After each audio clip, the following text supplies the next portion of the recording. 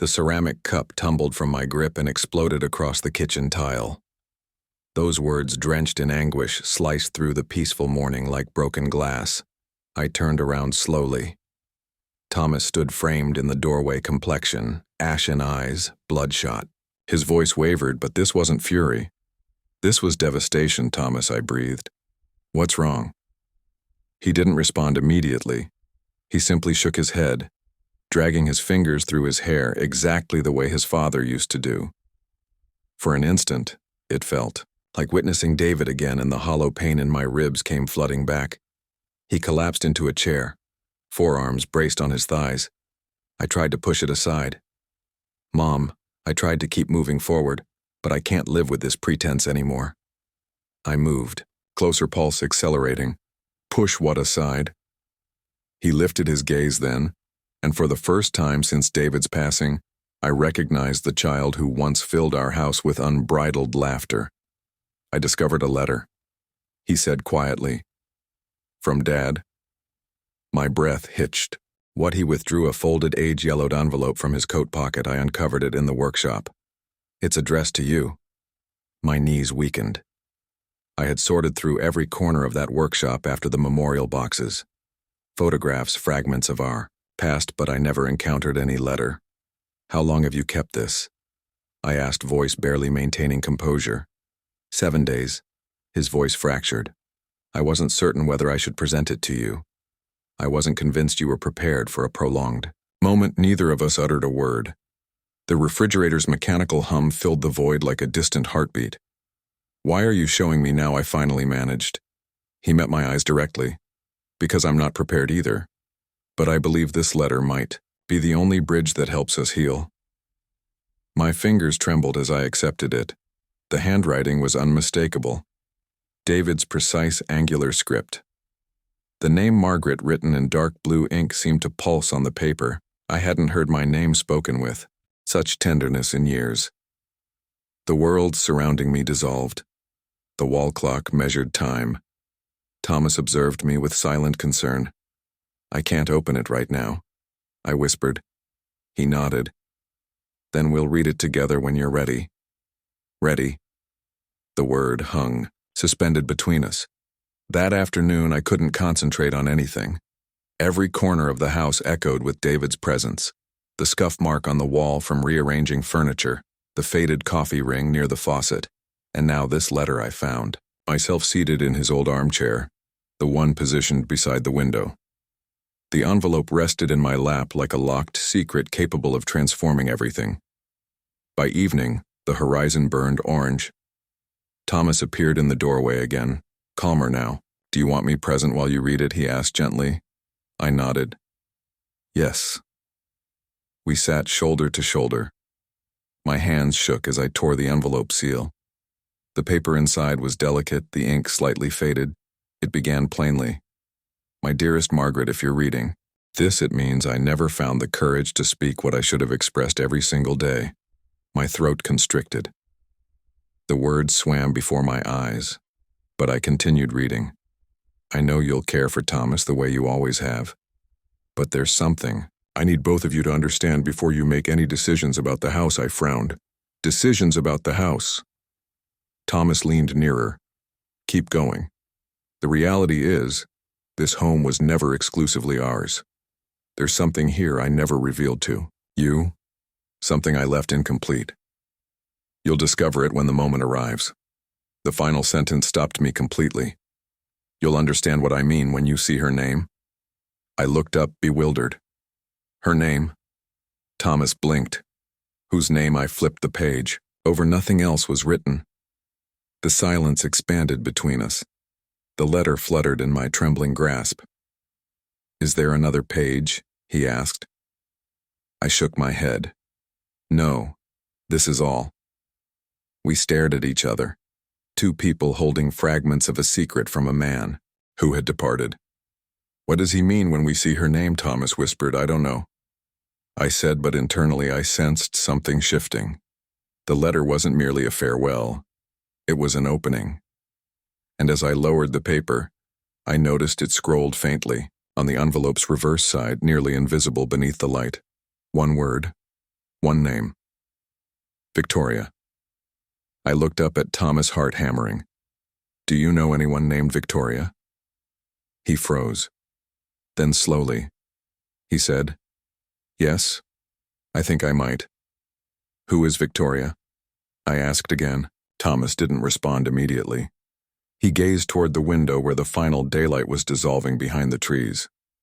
I haven't heard that name in years, he said eventually. But I believe Dad mentioned her once. Something in his tone made me sit straighter. When he frowned, attempting to recall. Before the crash, he said she helped him complete something important. I assumed he meant one of his business contacts or perhaps someone from his woodworking studio. Victoria. The name resonated in my mind like an incomplete melody. That night after Thomas retired, I sat at the dining table with the letter once more. The ink appeared older now, as if it had waited too long for discovery. I traced David's handwriting with my fingertip, remembering the first time I ever saw it on a message he'd left in my mailbox 26 years ago. Hello. I believe this belongs to you. A forgotten scarf, a stranger's warmth. That's how our story began. Back then, I was instructing painting classes at the community arts center, and he was managing the facility maintenance. I remember the fragrance of turpentine and fresh wood in the atmosphere and the way he observed me like he was cataloging every shade in the studio.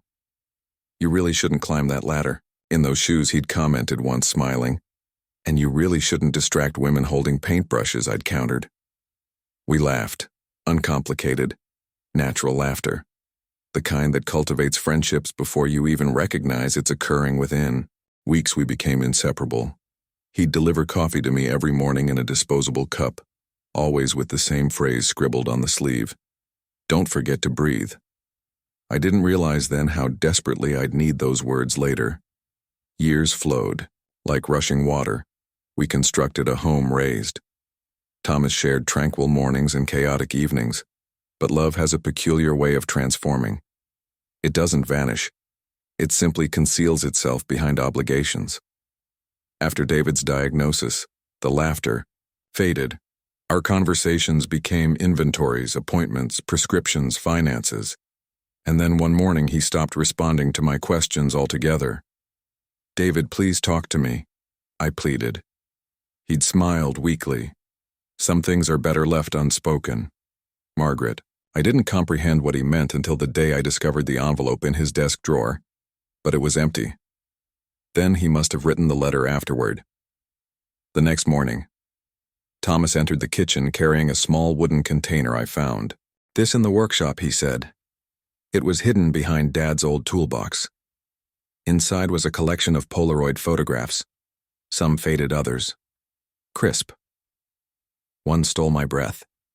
It was a photo of David standing beside a woman with raven hair and gentle eyes. On the reverse in David's handwriting were the words, Victoria, 1997. My stomach tightened. Who is this? Thomas examined the photo closely.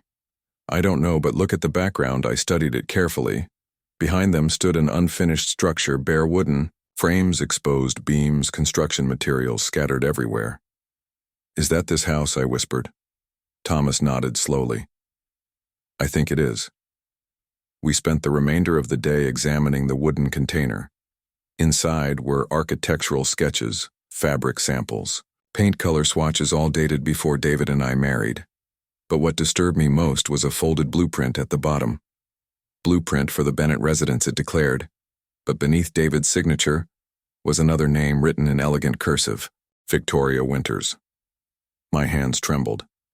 She helped design this house. Thomas's expression showed confusion. But you and Dad built this together. You always said I know what I said.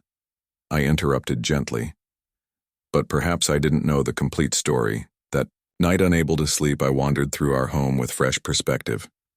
The arched entryway I'd always admired, the bay window in the living room, the built-in bookshelves David claimed he'd improvised. Were these her ideas? Her vision? I felt like a guest in my own existence. The following morning, Thomas discovered something else. A small steel lockbox tucked beneath the workshop floorboards. Inside was a collection of letters, all addressed to Victoria, none ever mailed. I read them one by on heart fracturing with each word. Dear Victoria, I wish I could explain why I never completed what I promised. You deserved better than my silence. Dear Victoria, every time I look at this house, I see your dreams built into the walls. I'm sorry. I couldn't finish them the way you imagined. Dear Victoria, I found someone who makes me believe in second chances, but I'll never forget what you gave me first. The final letter was different. It was sealed. Addressed to Thomas, dated 1 week before David's passing. Should I open it? Thomas asked, voice uncertain. Yes, I said. He wrote it for you. He unfolded the paper and began reading aloud. His voice broke halfway through. Son, if I'm not present when you mature into the man I hoped you'd become, remember this strength isn't silence. I made that error too long. Speak when you love, speak when you're frightened. And if you ever feel lost, take care of her for me. He stopped. Tears tracked down his face. He knew I'd be here. He said quietly. I reached for his hand. He always did. We sat in the workshop for an extended period, no words remaining between us. The atmosphere felt lighter, the silence no longer oppressive. But then, as Thomas gathered the letters back into the container, something slipped. From beneath them, a folded document different from the rest. It was a property deed, and under our names, David Bennett and Margaret Bennett, was a third signature, Victoria. We stared at it, heart pound.